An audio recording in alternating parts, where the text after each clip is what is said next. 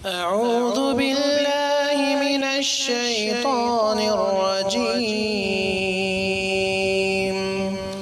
بسم الله الرحمن الرحيم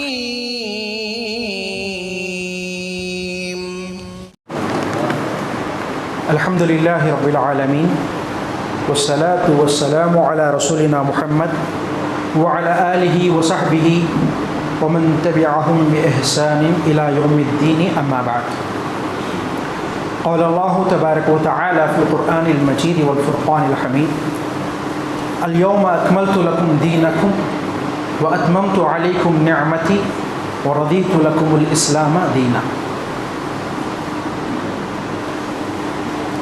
معزز علماء اکرام اور حاضرین مجلس، پردہ نشین خواتین، آج کے اس پروگرام میں مجھے جو موضوع دیا گیا ہے اسلامی میراث کی اہمیت، اپنے موضوع کو شروع کرنے سے پہلے میں آپ کو 3 بنیادی باتیں بتانا چاہتا ہوں. آپ ان 3 باتوں کو اچھے سے ذہن نشین کر لیں، کیونکہ یہ 3 باتیں جس کا ماحول میں عموماً اس کا سابقہ ہوتا ہے یا اس کی ضرورت بہت زیادہ پیش آتی ہے. سب سے پہلی بات یہ ہے کہ اسلام ایک مکمل ضابطۂ حیات ہے. اسلام ایک مکمل قانون ہے. اسلام میں جہاں عبادات، نماز، روزوں اور زکوٰۃ کا حکم دیا گیا، وہیں پر معاملات جیسے نکاح، طلاق اور خلا اور دیگر بیع و شراء، خرید و فروخت کے مسائل بھی بتائے گئے، اور اسی طرح اقتصادیات اور دیگر جتنے بھی امور جن کا تعلق انسان کے روز مرہ کی زندگی سے ہے، جن کا تعلق انسان کے دنیا و آخرت سے ہے، تمام مسائل اور تمام قضیوں کا حل اسلام کے اندر موجود ہے. اللہ تعالیٰ کا فرمان ہے الیوم اکملت لکم دینکم واتممت علیکم نعمتی ورضیت لکم الاسلام دینا. آج میں نے تمہارے لیے تمہارے دین کو مکمل کر دیا ہے اور میری نعمت کو تم پر مکمل کر دیا ہے، اور بطور دین اسلام سے میں آج راضی ہوں. تو اس آیت میں اللہ رب العالمین نے صراحت کے ساتھ، وضاحت کے ساتھ یہ بیان کر دیا ہے کہ اسلام مکمل ہے، اس میں کسی قسم کی کمی زیادتی کی گنجائش ہرگز نہیں ہے. نبی کریم صلی اللہ علیہ وسلم کی ایک حدیث ہے. آپ صلی اللہ علیہ وسلم نے فرمایا قد ترکتکم علی المحجۃ البیضاء لیلها کنہارها لا یزیغ عنها بعدی الا ہالک. بعض محدثین نے اس حدیث پر کلام کیا ہے، لیکن معنی کے اعتبار سے یہ حدیث صحیح ہے. اس کا معنی صحیح ہے. حدیث کا معنی یہ ہے کہ اے لوگو، تم کو میں نے ایک سفید پلیٹ فارم پہ، ایک سفید میدان پہ چھوڑ دیا ہے.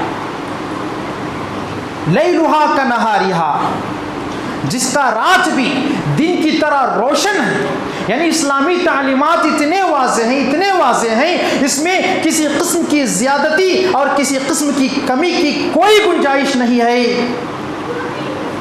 اب اس کے بعد اگر کوئی اسلامی تعلیمات کو چھوڑ کر غلط طریقے پہ جائے گا، غلط تعلیمات کو اختیار کرے گا، غلط احکام کو اپنا نظام بنائے گا، وہ ہالک ہے، ہلاک ہونے والا، اور کجی اس کے دل میں ہے. یہی وجہ ہے کہ سلمان فارسی رضی اللہ عنہ سے جب ایک یہودی نے تعجب سے پوچھا قد علمکم نبیکم کل شیء حتی الخراء، اے سلمان فارسی، یہ تو بڑی تعجب کی بات ہے کہ تمہارے نبی نے تم کو ہر چیز سکھلا دیا، حتیٰ کہ قضاء حاجت کے آداب بھی تمہیں بتا دیے. تو سلمان فارسی رضی اللہ عنہ فخر سے کہا اجل ہاں اللہ کے نبی صلی اللہ علیہ وسلم نے ہمیں زندگی میں جتنی بھی چیزیں ضرورت ہو ان سارے مسائل قضیوں کا حل ہمیں بتا دیا، اور ہمیں یہ بھی حکم دیا کہ ہم قضائے حاجت کے وقت اپنا چہرہ قبلے کی طرف نہ کریں۔ بڑے فخر سے کہا سلمان فارسی نے، اور یہ بتایا کہ دین مکمل ہے اور اس دین میں ہر چیز کی وضاحت ہے جس کی ضرورت انسان کو ہے۔ دوسری بات یہ ہے، روئے زمین پر جتنے بھی قوانین ہیں، جتنے بھی نظام ہیں، اور ورلڈ وائڈ جتنے بھی کانسٹیٹیوشنز چل رہے ہیں، ان میں سب سے اچھا نظام، سب سے پیارا نظام، سب سے اچھا قانون یہ رب العالمین کا بنایا ہوا قانون دین اسلام ہے۔ دین اسلام سے بڑھ کر اچھا اور بہتر قانون کوئی اور قانون نہیں ہو سکتا، یاد رکھیں، کیونکہ یہ قانون رب العالمین کی طرف سے نازل شدہ قانون ہے۔ یہ کوئی انسان کا بنایا ہوا قانون نہیں ہے، یہ کوئی بشری قانون نہیں ہے، یہ کسی پارلیمنٹ میں پاس کیا گیا یہ قانون اور بل نہیں ہے کہ جس کی تبدیلی کی جا سکے، جس میں چینجنگ کی جا سکے، بلکہ یہ رب کائنات احکم الحاکمان مجھ کو اور آپ کو پیدا کرنے والے حکمت والے رب العالمین کا بنایا ہوا نازل کردہ قانون ہے۔ اس میں کسی قسم کی تبدیلی اور چینجنگ کی گنجائش ہی نہیں ہے۔ یہی وجہ ہے کہ اللہ رب العالمین نے فرمایا وَلَن تَجِدَ لِسُنَّةِ اللَّهِ تَحْوِيلًا، ایک اور آیت میں فرمایا وَلَن تَجِدَ لِسُنَّةِ اللَّهِ تَبْدِيلًا، تم اللہ کے قانون میں، اللہ کے طریقے میں، اللہ کی سنت میں کسی قسم کی تبدیلی، کسی قسم کی چینجنگ نہیں پاؤ گے، ہرگز نہیں پاؤ گے۔ اس میں تبدیلی اور چینجنگ کبھی ہو نہیں سکتی۔ ایسا نہیں کہ یہ نظام یا یہ دین عرب میں نازل ہوا تو غیر عربوں کے لیے یہ قانون مناسب نہیں ہے۔ ایسا نہیں کہ یہ آج سے 1400 سال پہلے نازل ہوا تو آج کے زمانے کے اعتبار سے فٹ نہیں ہوتا، ایسی بات نہیں ہے، بلکہ یہ ہر زمانے کے لیے، ہر علاقے کے لیے، قیامت تک آنے والے تمام انسانوں کے لیے یہ قرآن دستور ہے۔ یہی وجہ ہے کہ جب ملک عبدالعزیز رحمہ اللہ کو اقوام متحدہ میں ان کا کانسٹیٹیوشن، ان کا نظام قانون، ان کا دستور پیش کرنے کا جب ان سے مطالبہ کیا گیا تو انہوں نے کہا کہ یہ قرآن یہی ہمارا دستور ہے، یہی ہمارا کانسٹیٹیوشن ہے، اسی پر ہم اپنے ملک کو چلاتے ہیں۔ اس کے برخلاف جو دنیا کے قوانین ہوتے ہیں، جو دنیا کے نظام ہوتے ہیں، جس کو انسان بناتے ہیں، وہ چند سالوں کے بعد بدل جاتے ہیں، بلکہ بدلنا ضروری ہو جاتا ہے، کیونکہ وہ قوانین انسانوں کو اب فائدے کے بجائے نقصان دہ بن جاتے ہیں۔ لہٰذا دوسری بات یہ ہے کہ یہ قانون اللہ کی طرف سے نازل شدہ قانون ہے اور سب سے اچھا قانون ہے۔ تیسری بات یہ ہے کہ اسلام کے جتنے بھی احکام ہیں، اسلام کے جتنے بھی معاملات اور قوانین ہیں، سب عدل و انصاف پر مبنی ہیں۔ اس میں کسی قسم کا ظلم، کسی قسم کی ناانصافی ہرگز نہیں ہے۔ ظاہر سی بات ہے، اللہ رب العالمین کا بنایا ہوا قانون، اس میں ظلم، اس میں ناانصافی ہو، ایسا کبھی نہیں ہو سکتا۔ اللہ رب العالمین نے اپنے بارے میں فرمایا وَلَا يَظْلِمُ رَبُّكَ أَحَدًا، تمہارا رب کسی پر ظلم نہیں کرتا۔ ایک اور آیت میں فرمایا وَمَا رَبُّكَ بِظَلَّامٍ لِّلْعَبِيدِ، اللہ رب العالمین بندوں پر ذرا بھی ظلم کرنے والا نہیں ہے۔ حدیث قدسی میں اللہ رب العالمین نے فرمایا یا عبادی انی حرمت الظلم علی نفسی وجعلته بینکم محرما فلا تظالموا، اے میرے بندو، میں نے اپنے آپ پر ظلم کو حرام کیا، میں کسی پر ظلم نہیں کرتا، کسی کے ساتھ ناانصافی نہیں کرتا، تم بھی کسی پر ظلم نہ کرو۔ یہ تین بنیادی باتیں ہیں۔ ان تین بنیادی باتوں کو اپنے سامنے رکھتے ہوئے جب ہم نظام میراث کو، اسلام میں جو ترکہ اور میراث تقسیم کرنے کا جو معاملہ قرآن و حدیث میں بتایا گیا ہے اس کو ہم تین اصولوں کے روشنی میں جب ہم اس کو پرکھیں گے اور دیکھیں گے تو ہمیں معلوم ہوگا کہ یہ نظام میراث جو اللہ رب العالمین کی طرف سے بنایا ہوا ہے یہ سب سے اچھا ہے اور سب سے بہتر ہے اور عدل و انصاف پر مبنی ہے، اور عدل و انصاف پر مبنی ہے۔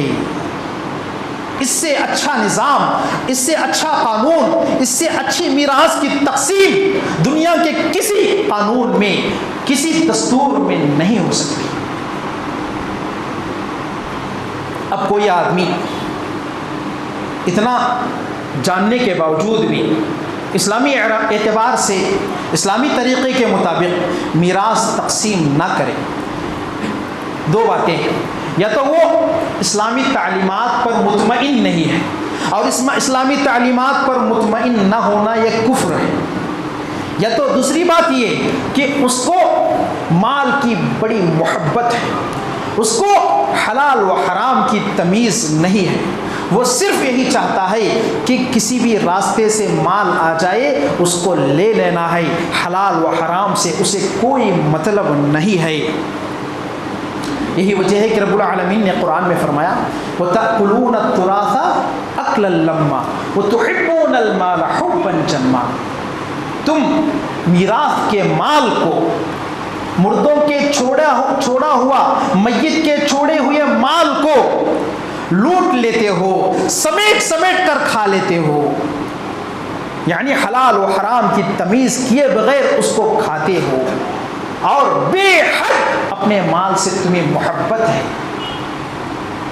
معزز حاضرین، میراث کہتے ہیں ایک آدمی جو مر جاتا ہے، جس کی وفات ہو جاتی ہے، وہ اپنے پیچھے جو بھی مال، جائیداد، ترکہ، سامان وغیرہ کی شکل میں چھوڑ کر جاتا ہے اس کو میراث کہتے ہیں۔ اس کو اب اس کو کیا کرنا ہے؟ اس طریقے کو اللہ رب العالمین نے جن لوگوں کو تقسیم کرنے کا حکم دیا اور جیسے تقسیم کرنے کا حکم دیا ویسے ہی تقسیم کرنا میراث ہے۔ اسلامی میراث کی بڑی اہمیت ہے۔ اس کی اہمیت کے لیے صرف اتنا کافی ہے کہ اللہ رب العالمین نے بذات خود میراث کے وارثین کو اور میراث کے حصوں کو، کس کو کتنا حصہ ملے گا، بذات خود رب العالمین نے اس کو تقسیم کیا ہے۔ میراث کی اہمیت کے لیے صرف اتنا کافی ہے کہ اللہ رب العالمین نے بذات خود اس کو تقسیم کیا ہے کہ کس وارث کو کتنا حصہ ملے گا۔ اب اللہ تعالیٰ نے جب فیصلہ کر دیا ہے تو ہمیں ماننا ہوگا، اور ہمارے اوپر اس کو چیز ماننا ضروری ہو جائے گی۔ اور اسی طرح عمر رضی اللہ عنہ کا ایک اثر ہے، عمر رضی اللہ عنہ فرماتے ہیں تعلموا الفرائض فإنها من دینکم، اے لوگوں تم فرائض کو سیکھو، میراث تقسیم کرنے کے طریقے کو سیکھو، کیونکہ میراث تقسیم کرنے کا طریقہ یہ دین کا حصہ ہے۔ عمر رضی اللہ عنہ کی خلافت میں ایک واقعہ پیش آتا ہے۔ عمر رضی اللہ عنہ مکہ کے گورنر نافع بن عبد الحارث کو مقرر کرتے ہیں۔ ایک مرتبہ مدینے سے عمر رضی اللہ عنہ مکہ جاتے ہیں، مقام عصفان میں نافع بن عبد الحارث عمر رضی اللہ عنہ کے استقبال کے لیے پہنچ جاتے ہیں۔ عمر رضی اللہ عنہ ان سے پوچھتے ہیں کہ آپ تو میرے استقبال کے لیے یہاں آئے ہو، لیکن وہاں لوگوں کے معاملات حل کرنے کے لیے کس کو چھوڑ کے آئے ہو؟ تو وہ کہتے ہیں ابن ابزا کو میں نے چھوڑ کے آیا۔ عمر پوچھتے ہیں کہ وہ ابزا کون ہے؟ وہ کہتے ہیں کہ وہ ایک آزاد کردہ غلام ہے۔ عمر رضی اللہ عنہ تعجب سے پوچھتے ہیں کہ آزاد کردہ غلام کو آپ اپنا نائب بنا کر آئے ہو؟ لوگوں کے معاملات حل کرنے کے لیے، لوگوں کی دیکھ بھال کے لیے آپ ایک آزاد کردہ غلام مولا کو چھوڑ کے آئے ہو؟ جب تعجب سے عمر رضی اللہ عنہ نے ان سے پوچھا تو نافع رضی اللہ عنہ نے کہا انہو قارئ لکتاب اللہ وعالم بالفرائض، کہتے ہیں کہ وہ اللہ رب العالمین کی کتاب قرآن مجید کے قاری ہیں، حافظ قرآن ہیں، اور علم فرائض میراث تقسیم کرنے کا جو علم ہے اس کے ماہر ہیں.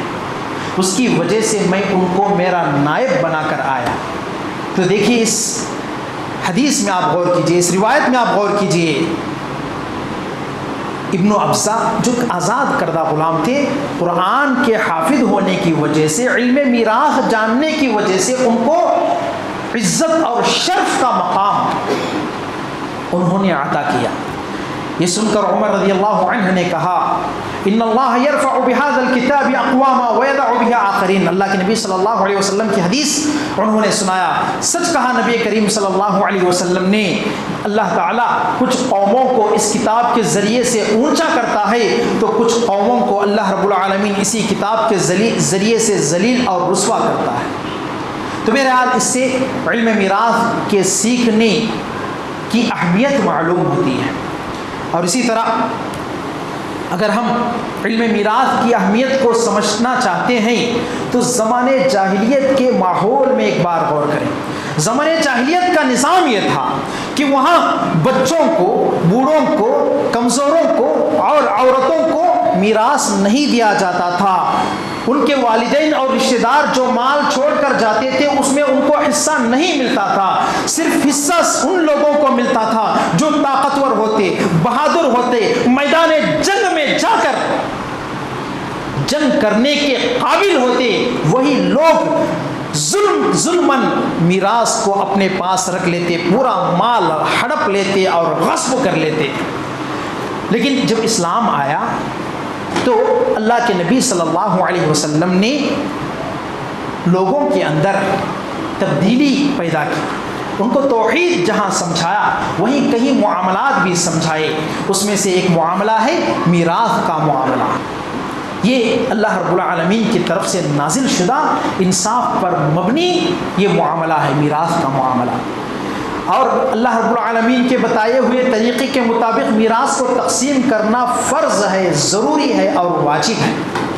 جیسا کہ اللہ رب العالمین نے قرآن مجید میں فرمایا للرجال نصیب مما ترک الوالدان والاقربون وللنساء نصیب مما ترک الوالدان والاقربون مما قل منه او کثر نصیبا مفروضا.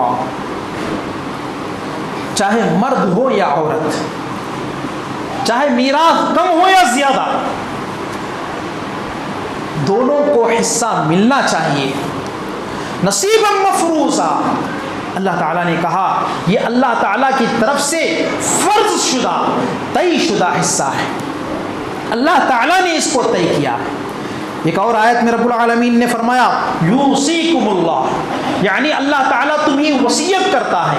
وصیت یعنی تاکیدی طور پر رب العالمین تمہیں میراث تقسیم کرنے کا حکم دیتا ہے. ایک اور آیت میں اللہ تعالیٰ نے فرمایا فریضۃ من اللہ, میراث تقسیم کرنا یہ فرض ہے اسلامی طریقے کے مطابق. فریضہ یہ فرض ہے. اور ایک آیت میں رب العالمین نے فرمایا غیر مضار وصیۃ من اللہ واللہ علیم حلیم.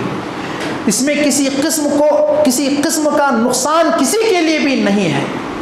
یہ اللہ رب العالمین کی طرف سے وصیت ہے اور رب العالمین جاننے والا ہے اور بردبار ہے. تو معلوم ہوا کہ یہ میراث اسلامی اعتبار سے تقسیم کرنا یہ ہم اور آپ کا بنایا ہوا نظام نہیں ہے. یہ اللہ تعالیٰ کی طرف سے فرض شدہ, طے شدہ معاملہ ہے. اب اس کو لینے یا نہ لینے میں ہمیں آپشن نہیں ہے, بلکہ اس کو اختیار کرنا واجب ہے اور ضروری ہے.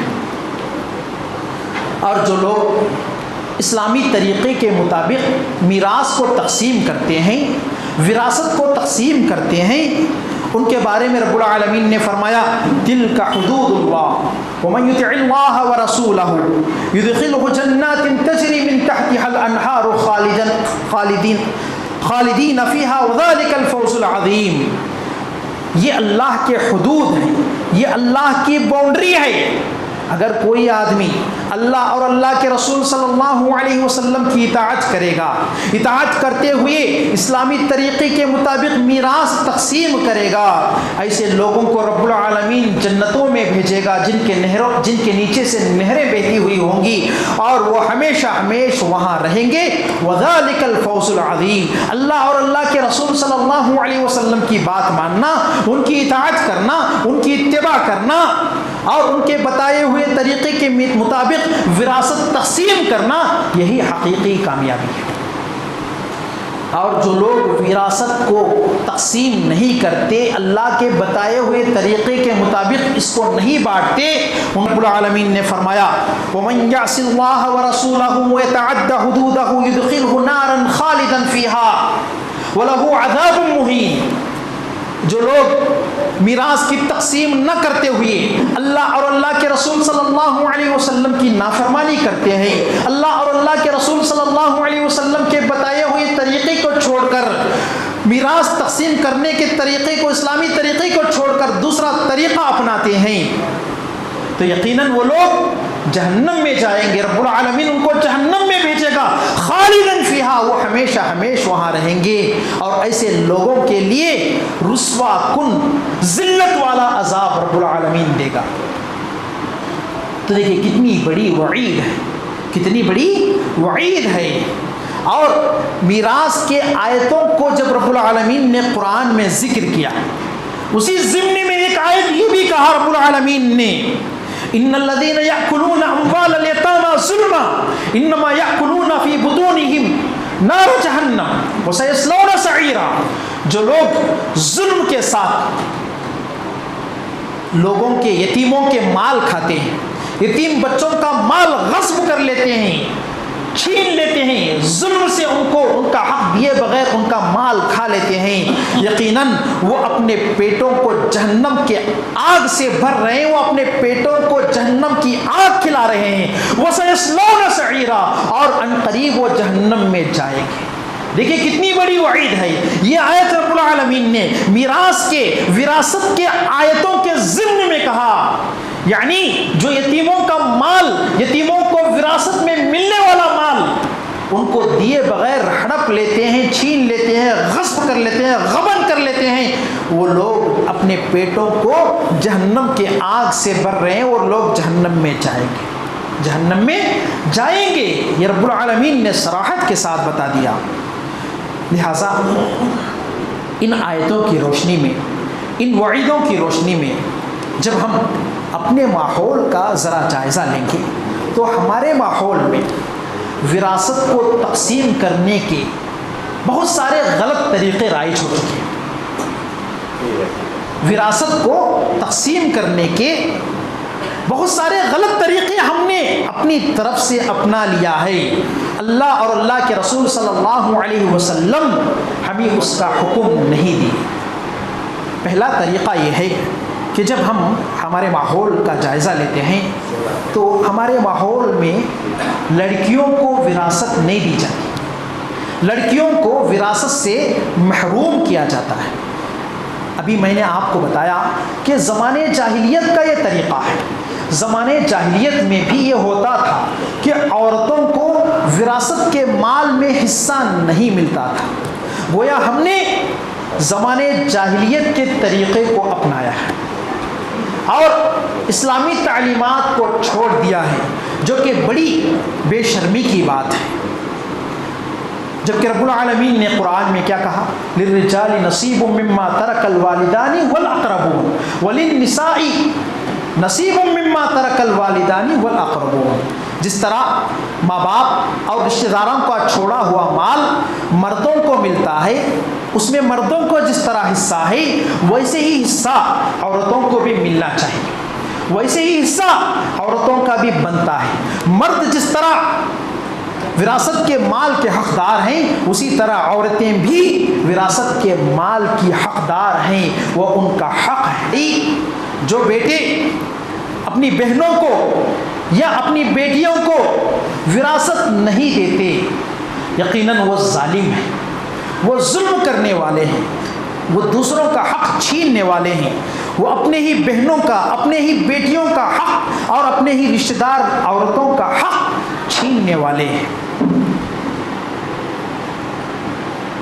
عہد نبوی میں ایک واقعہ پیش آتا ہے۔ غزوہ احد میں سعد بن الربیع رضی اللہ عنہ شہید ہو جاتے ہیں۔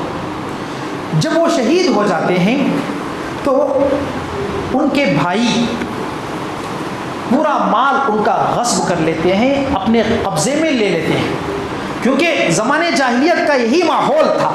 تو ابتدائی اسلام میں کچھ صحابہ بھی ایسا ہی کرتے تھے۔ تو ان کی بیوی سعد بن ربیع کی بیوی، وہ بھی صحابیہ ہیں، وہ اللہ کے نبی صلی اللہ علیہ وسلم کی خدمت میں اپنی 2 بیٹیوں کو لے کر حاضر ہوتی ہیں۔ کہتی ہیں اے اللہ کے نبی، میری 2 بیٹیاں ہیں، سعد کی 2 بیٹیاں ہیں، اور سعد نے جتنا مال چھوڑا تھا وہ سارا کا سارا مال ان کے بھائی اور ان 2 بچیوں کے چچا نے لے لیا ہے۔ اب مال نہ ہوگا تو میں ان بچیوں کی شادی کیسے کر سکتی ہوں؟ ان بچیوں کو کیا ملے گا؟ تو نبی کریم صلی اللہ علیہ وسلم نے سعد بن الربیع کی بیوی سے کہا کہ آپ ذرا انتظار کر لیجیے، مجھے امید ہے کہ رب العالمین اس مسئلے میں کوئی نہ کوئی آیت نازل کرے گا۔ تو رب العالمین نے کچھ دنوں کے بعد یہ آیت نازل کی، یوصیکم اللہ فی اولادکم للذکر مثل حظ الانثیین۔ اللہ رب العالمین وراثت کے مال میں آپ کو وصیت کرتا ہے کہ مرد کو اتنا حصہ ملے گا جتنا 2 عورتوں کو حصہ ملتا ہے، یعنی عورتوں کو جتنا حصہ ملتا ہے اس کا ڈبل حصہ مرد کو ملے گا۔ یہ آیت رب العالمین نے قرآن میں نازل کیا اور بتایا کہ سب سے زیادہ حقدار اپنے والد کی وراثت کا ان کی بچیاں ہیں، اور آپ صلی اللہ علیہ وسلم نے فرمایا 2 ثلث ان کی بچیوں کو ملنا چاہیے، اور 1/8واں حصہ 8 حصوں میں سے 1 حصہ ان کی بیوی کو ملنا چاہیے۔ تو معزز حاضرین، اس آیت میں آپ غور کیجئے، اس واقعے میں آپ غور کیجئے کہ اللہ اور اللہ کے رسول صلی اللہ علیہ وسلم عورت کو وراثت کے مال کا حقدار بتا رہے ہیں اور ہم ان کی وراثت کے حق کو چھین رہے ہیں۔ تو ہم ظالم ہوئے نہیں؟ یقیناً جو ایسا کرتے ہیں وہ یقیناً ظلم کرنے والے ہیں اور ظالم ہیں، اس میں کوئی شک نہیں۔ اچھا، عورتوں کو وراثت نہ دینے کا جو بہت بڑا نقصان آج ہم معاشرے کے اندر دیکھ رہے ہیں، وہ نقصان ہے جہیز جیسی لعنت اور ناسور ہمارے سماج میں عام ہو چکی ہے۔ کیا عام کیا خاص، کیا غریب کیا مالدار، کیا اچھا کیا برا، ہر کوئی مال جہیز کو لینے میں لگا ہوا ہے، جہیز کا مطالبہ کرنے میں لگا ہوا ہے۔ اور کئی ماں باپ جن کے پاس اللہ تعالیٰ نے مال دیا ہے وہ تو جہیز دینا پسند کرتے ہیں، شوق سے جہیز دیتے ہیں، لیکن مسئلہ ان غریب بچیوں کا ہے جن کے والدین کے پاس جہیز دینے کے لیے مال نہیں ہے۔ ہم نے تو ماحول بگاڑ دیا ہے، لیکن وہ غریب بچیاں کیا کریں گی جن کے والدین کے پاس پیسہ نہیں ہے؟ یا تو وہ خودکشی کر لیں یا سالوں تک مدتوں کو اپنے والد کے گھر میں بیٹھ جائیں، جس کی وجہ سے کیا ہوتا ہے؟ قتل و غارت گیری عام ہوتی ہے، زناکاری عام ہوتی ہے، خودکشی جیسے معاملات عام ہوتے ہیں۔ اور قتل و غارت گیری کے واقعات، خودکشی کے واقعات تو آج ہم سن رہے ہیں۔ بیٹی سسرال جاتی ہے، وہاں پر اس پر اتنا ظلم ہوتا ہے کہ وہ غم سے مر جاتی ہے، اور کبھی کبھی خودکشی کرنے کی نوبت اس کی زندگی میں آ جاتی ہے۔ ایسے بھی واقعات ہمیں دیکھنا پڑ رہا ہے، سننا پڑ رہا ہے۔ یقیناً اس کا نتیجہ، اس نتیجے کا سبب کیا ہے؟ اس نتیجے کا سبب ہم سب مسلمان ہیں۔ ہم نے ہندوانہ طور و طریقے کو اپنایا۔ ہندوؤں کے پاس جیسے وراثت سے لڑکی کو محروم کر کے جہیز دیا جاتا ہے، وہی قانون کو ہم نے بھی اپنایا۔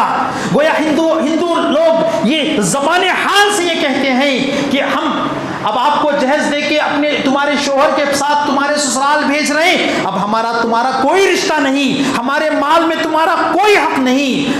یہ زبان حال سے کہتے ہوئے ان کو بھیج دیتے ہیں۔ یہی طریقہ ہم نے بھی اپنایا ہے۔ قرآن و حدیث کی تعلیمات کو چھوڑ دیے ہیں، کتاب و سنت کی تعلیمات کو چھوڑ دیے ہیں، زمانے جاہلیت کے رسوم کو، زمانے جاہلیت کے طور و طریقے کو، اور ہندوؤں کے غلط رسم و رواجوں کو اور غلط طور و طریقوں کو ہم نے اپنایا ہے۔ اگر کوئی عورت اپنا حق مانگنے کے لیے اپنے بھائی کے پاس یا اپنے باپ کے پاس جاتی ہے تو وہ لوگ علی الاعلان کھلم کھلا ان کو اس کا حق دینے سے منع کرتے ہیں۔ اگر وہ اصرار کر لے تو اس کا سماجی بیکاٹ ہو جاتا ہے، سماج و معاشرہ اس عورت کو، اس لڑکی کو ذلت کی نگاہ سے دیکھتا ہے، اور اس کو حرص کرنے والی عورت، لالچی عورت شمار کیا جاتا ہے۔ کبھی کبھی تو معاملہ یہاں تک پہنچ جاتا ہے کہ اس عورت سے اس کے بھائی قطع تعلق ہی کر لیتے ہیں، مال کے لیے اس سے اپنے رشتے کو توڑ دیتے ہیں۔ یہاں تک بھی بات آ جاتی ہے، یہاں تک بھی نوبت آ جاتی ہے۔ مسلمانوں یاد رکھیں کہ جو بھائی ہو یا کوئی بھی ہو، کسی لڑکی کا حق، کسی عورت کا حق مار کر اس کو مال وراثت میں حصہ نہیں دیتا، وہ غاصب ہے، ظالم ہے، اس پر وہ تمام وعیدیں فٹ آتی ہیں، اس پر وہ تمام سزائیں فٹ آتی ہیں، اس پر وہ تمام عذابیں فٹ آتی ہیں جس کو رب العالمین نے ظالموں کے حق میں سنایا۔ ایک حدیث میں نبی کریم صلی اللہ علیہ وسلم نے فرمایا، من عقل شبرا من الارض ظلما توفق یوم القیامت 70 اراضی۔ جو آدمی کسی کا مال یا کسی کی زمین غصب کر لے یا ظلماً لے لے تو 7 زمینوں کا توق بنا کر اس کے گلے میں ڈال دیا جائے، جس کا وزن برداشت نہ کرتے ہوئے وہ عذاب قیامت کے دن جہنم میں برداشت کرنا ہوگا اس کو۔ اور اسی طرح ایک حدیث میں آپ صلی اللہ علیہ وسلم نے فرمایا، اتقوا الظلم فإن الظلم ظلمات یوم القیامہ، تم ظلم سے بچو کیونکہ ظلم قیامت کے دن تاریکی ہوگی۔ انسان کے لیے ظلم قیامت کے دن تاریکی ہوگی، اس لیے تم ظلم کرنے سے بچو۔ ایک حدیث میں آپ صلی اللہ علیہ وسلم نے فرمایا، اے لوگو تم جہاں تک بھی ہو سکے اپنے معاملات کو یہیں پر حل کر لو قبل اس کے کہ وہ روز آ جائے جس دن نہ دینار ہوگا نہ درہم ہوگا۔ اگر آپ کسی کا مال غصب کیے ہیں، کسی کا مال زبردستی لیے ہیں، کسی کا مال ظلماً لیے ہیں، اگر وہاں پر آپ لوٹانا چاہیں تو وہاں نہ دینار ہوگا نہ درہم ہوگا نہ پیسہ ہوگا، لوٹا نہیں سکتے۔ اب ایک ہی صورت بچی، وہ صورت کیا ہے؟ آپ کی نیکیوں کو نکال کر ان لوگوں کو دیے جائیں گے جن کا مال تم نے غصب کیا تھا یا جن پر تم نے ظلم کیا تھا۔ ہماری نیکیاں نکال کر ان لوگوں کو دی جائیں گی جن پر ہم نے ظلم کیا تھا۔ جب نیکیاں ختم ہو جائیں گی تو ان کے گناہ ہمارے اوپر لادا جائے گا، ان کے گناہ پورے ہمارے اوپر ڈال دیے جائیں گے۔ یہ سب ظلم کی سزائیں ہیں، یہ سب سزائیں، یہ سب وعیدیں، یہ سب عذاب ان لوگوں پر فٹ ہوتے ہیں جو لوگ اپنی بہنوں کو یا اپنی عورتوں کو وراثت سے محروم کرتے ہیں۔ بلکہ علماء نے یہاں تک بھی کہا کہ اگر کوئی بہن شرم کی وجہ سے اپنے بھائی کی لاج کی یا تکلف کی وجہ سے اپنا حق معاف کر دے، پھر بھی اس کے بھائی کے لیے اس کا مال لینا حرام ہے۔ اگر تکلفاً یا دل میں کچھ اور رکھ کر بظاہر کوئی عورت اپنا حق اپنے بھائیوں کو دے دے، علماء نے یہاں تک بھی کہا کہ ایسا مال بھی لینا حرام ہے، کیونکہ وہ خوشی بخوشی اپنا مال نہیں دے رہی، یہاں پر وہ شرم سے، تکلف سے وہ اپنا مال اپنے بھائیوں کو دے رہی۔ تو معزز حاضرین، ظلم سے بچیں۔ کیا ہے دنیا کچھ دن رہے گی، اللہ تعالیٰ ہمارے مقدر میں جتنا مال رکھا ہے اتنا ہم کو ملے گا۔ اب اس سے زیادہ اب ہم زبردستی ظلم حرام طریقے سے لے کر نہ دنیا میں چین پا سکتے ہیں نہ آخرت میں چین پا سکتے ہیں. اس لیے یہ دنیا کا مال ہے, دنیا کی دولت ہے, بظاہر تو بڑی خوبصورت بڑا دلکش لگتا ہے, لیکن حقیقت میں یہ جو ظلم کا مال ہے, جو حرام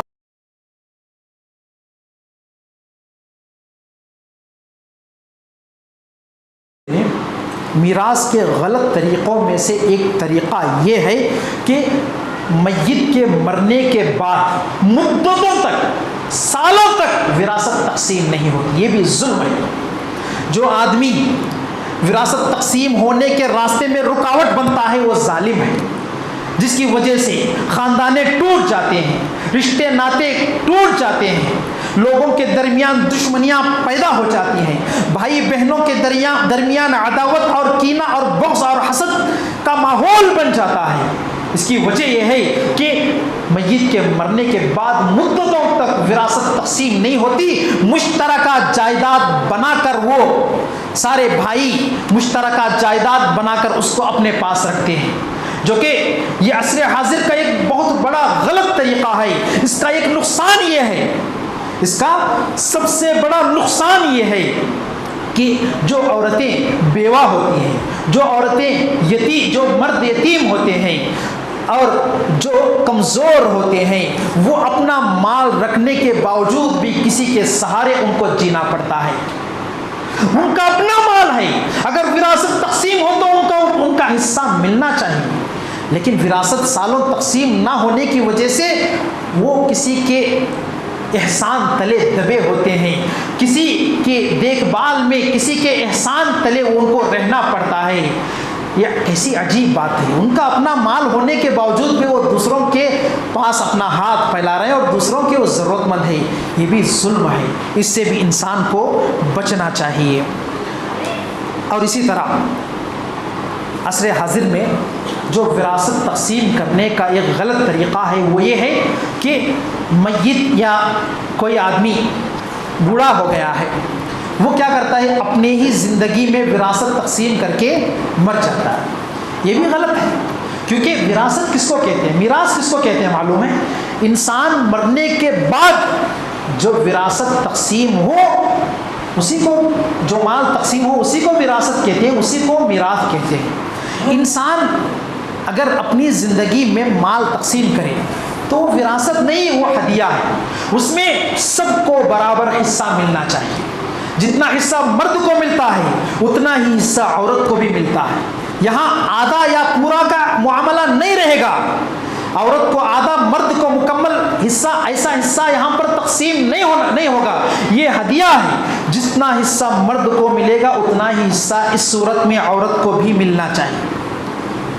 ایک مرتبہ نعمان بن بشیر رضی اللہ عنہ اللہ کے نبی صلی اللہ علیہ وسلم کی خدمت میں آتے ہیں اور عرض کرتے ہیں, اے اللہ کے نبی صلی اللہ علیہ وسلم نے میں نے میرے ایک بیٹے کو فلاں غلام وغیرہ ہدیہ کر دیا ہے. بعض روایتوں میں آتا ہے کہ ایک زمین ان کو دے دی ہے, آپ گواہ بنیے. تو اللہ کے رسول صلی اللہ علیہ وسلم پوچھتے ہیں, کیا تم نے اپنے سارے اولاد میں ایسے ہی ہدیہ دیا ہے اپنے سارے اولاد کو؟ تو نعمان ابن بشیر رضی اللہ عنہ کہتے ہیں, اے اللہ کے نبی نہیں, صرف میں نے میرے ایک بچے کو ہدیہ دیا ہے, باقی بچوں کو نہیں دیا ہے. تو نبی کریم صلی اللہ علیہ وسلم فرماتے ہیں, اے لوگو تم ظلم سے بچو, اپنے اولاد کے درمیان انصاف کرو. تو ایسی صورت میں پورا حصہ برابر تقسیم ہونا چاہیے. جتنا حصہ مرد کو ملے گا اتنا حصہ عورت کو ملنا چاہیے. اچھا, اس صورت کا ایک بہت بڑا نقصان یہ ہوتا ہے کہ آج کل جو والدین کی نافرمانی بہت زیادہ عام ہو رہی ہے, اس کا ایک سبب, اس کا ایک ریزن یہ بھی ہے. ماں باپ کیا کرتے ہیں, اپنی بچوں کی محبت میں تاکہ بعد میں اختلاف نہ ہو, یہ سوچ کر اچھا سوچتے ہیں, یہ اچھا سوچ کر وہ اپنی زندگی میں وراثت تقسیم کر دیتے ہیں یا ان کا مال تقسیم کر دیتے ہیں. لیکن حالات بدل جاتے ہیں, لوگوں کی نیتیں بدل جاتی ہیں, لوگوں کا مزاج بدل جاتا ہے. اب بچے اپنے والدین کا مال لینے کے بعد ان کو ٹھکرا دیتے ہیں، ان کی نافرمانی کرتے ہیں اور ان کی خدمت کرنا چھوڑ دیتے ہیں، بلکہ ان کی نافرمانی کرتے ہیں اور ان کی صحیح دیکھ بھال نہیں کرتے، اس کا ایک بہت بڑا نقصان یہ بھی ہے۔ لہٰذا معاشرے کے اندر جو یہ غلط طریقے رائج ہیں، معاشرے کے اندر یہ جو غلط طریقے رائج ہیں، یہ طریقے انسان اپنے خود سے بنائے ہوئے معاشرے میں یہ ہندوؤں کو دیکھ کر، غیروں کو دیکھ کر ہم نے سیکھا ہے، ورنہ اسلام اور اسلامی تعلیمات ہمیں اس کا حکم نہیں دیتے۔ لہٰذا ہمیں اسلام پر عمل کرنے ہی میں کامیابی ہے، اسلام پر عمل کرنے ہی میں سعادت ہے۔ اللہ تعالیٰ نے مسلمانوں کو اسلام سے عزت بخشا ہے، اسلام سے اللہ تعالیٰ نے ہمیں معزز بنایا ہے۔ اب عزت کے طریقے کو چھوڑ کر ہم ان مشرکوں کے، ان کافروں کے ذلیل طریقوں کو اپنا رہے ہیں، تو ہم عزت کو چھوڑ کر ذلت کی طرف خود جا رہے ہیں۔ اللہ تعالیٰ نے فرمایا ان اکرمکم عند اللہ اتقاکم، جو عزت ملتی ہے وہ تقوی کی بنیاد پر ہے، اسلام کی بنیاد پر ہے۔ انسان، اس کا اسلام جتنا مضبوط ہوگا، انسان جتنا زیادہ اللہ سے ڈرے گا، اس کو رب العالمین اتنا ہی عزت دے گا، وہ اللہ کے نزدیک اتنا ہی زیادہ معزز ہوگا۔ تو لہٰذا میں آپ سے یہی کہوں گا کہ ہم غیروں کے نقش قدم پر نہ چلیں، ہم غیروں کے طریقوں کو نہ اپنائیں۔ یہ ہندوستان کا ماحول ہے، یہ مسلم ہے کہ یہاں غیر زیادہ ہے، یہاں ہندوؤں اور کفار کی آبادی زیادہ ہے، جس کی وجہ سے ان کے طور اور طریقے ہمارے اندر آ چکے ہیں، یہ مسلمہ حقیقت ہے۔ لیکن صحیح مسلمان وہ ہے جو ان طریقوں کو چھوڑ کر، ان روازوں کو چھوڑ کر اسلامی تعلیمات کو اپنائے گا اور اسلام کے مطابق اور اللہ کے رسول صلی اللہ علیہ وسلم کے بتائے ہوئے طریقے کے مطابق زندگی گزارے گا، وہی آدمی حقیقی اور سچا مسلمان ہے۔